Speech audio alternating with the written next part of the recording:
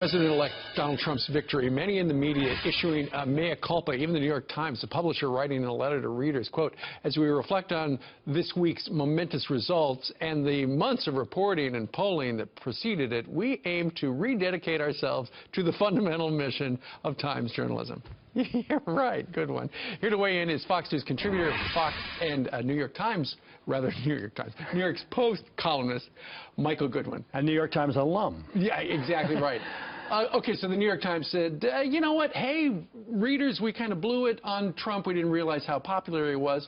Now, going forward, because Donald Trump has had a non-traditional relationship with the press, how would you like to see him handle the mainstream media going forward? Well, you know, Steve, the way the White House has traditionally worked with the major media organizations is that they get called in sort of on background and be given the president's thinking. They get a lot of briefings, they get scoops, sure, because they are handed by the White House, both Democrats and Republicans, which wants to put them out via CBS, the New York Times, the Washington Post.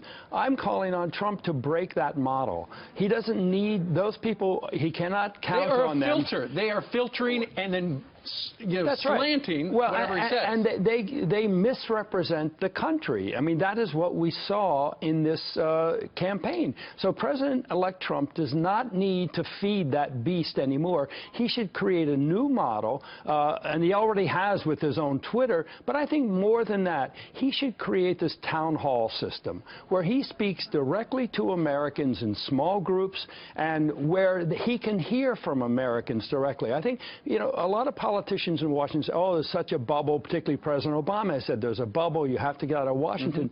But the truth is, when President Obama left Washington, he did not leave the bubble. He rarely met with anybody other than large crowds where he gave a speech, or small donor groups, or friendly journalists. Donald Trump needs to stay close to the people who elected him, but also to broaden that appeal, talk to all Americans in settings where he can hear from them. He's not going to release his Twitter feed. He's going to continue to tell people how he feels. But I